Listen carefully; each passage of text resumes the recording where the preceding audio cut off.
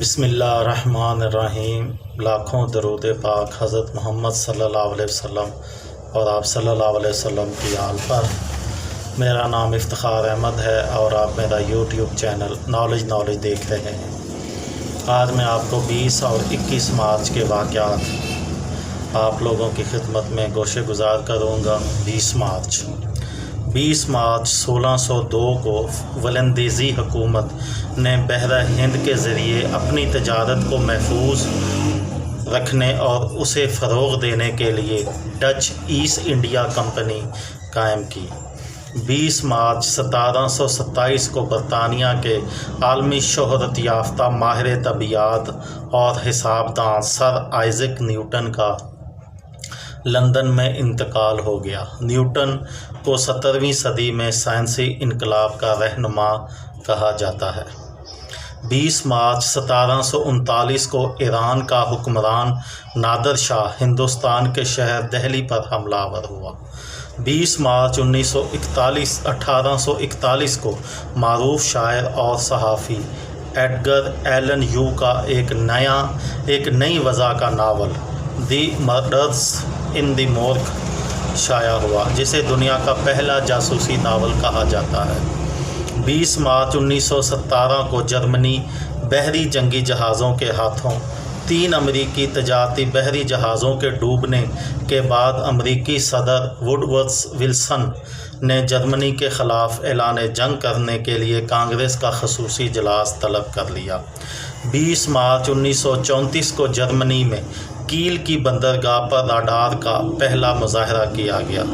20 مارچ 1956 کو تیونس نے فرانس سے مکمل آزادی حاصل کی۔ 20 مارچ 2003 کو امریکہ نے عراق پر حملے کا آغاز کیا۔ بغداد کے متعدد مقامات پر کروز میزائلوں اور بموں سے حملے کیے گئے۔ 21 مارچ متعدد اہم لوگوں کی تاریخ پیدائش ہے۔ 21 مارچ 1816 کو مشہور مصنفہ اور جین آئر جیسی تخلیقات سامنے لانے والی خاتون ادیب شارلٹ برونیے کی تاریخ پیدائش ہے۔ 21 مارچ 1906 کو مشہور امریکی صنعت کار جان ڈی راک فیلر سوم نے جنم لیا۔ 21 مارچ 1916 کو مشہور امریکی مصنف ہیرالڈ رابنس پیدا ہوئے۔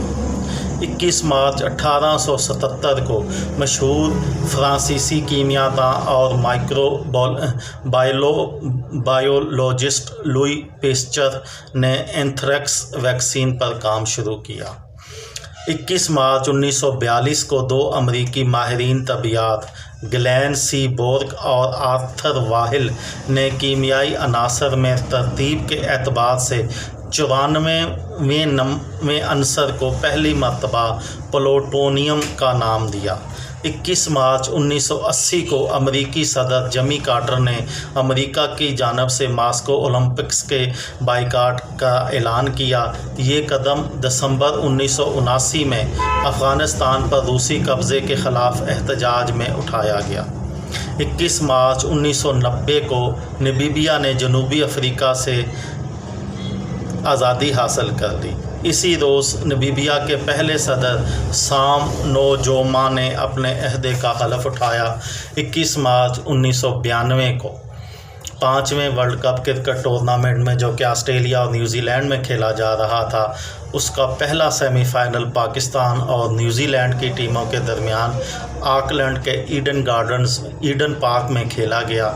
نیوزی لینڈ نے ٹاس جیت کر پہلے بیٹنگ کرتے ہوئے مقررہ 50 اوورز میں مارٹن کرو کی بہت اچھی اننگز کی بدولت 262 رنز بنائے۔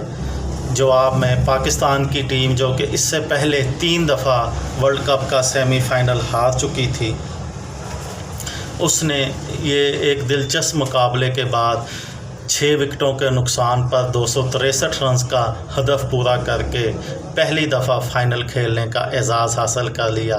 اس سے پہلے پاکستان 1979، 1983 اور 1987 کے جو سیمی فائنلز ہوئے تھے، جن میں 2 بار ویسٹ انڈیز سے اور 1 بار آسٹریلیا سے سیمی فائنل میں آمنا سامنا ہوا تھا، وہ تینوں بار سیمی فائنل ہار گئی تھی۔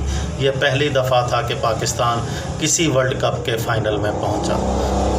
یہ تھی میری آج کی ویڈیو۔ کسی دوست کو، کسی بھائی کو، کسی بہن کو فائدہ ہو تو مجھے دعاؤں میں یاد رکھیے گا۔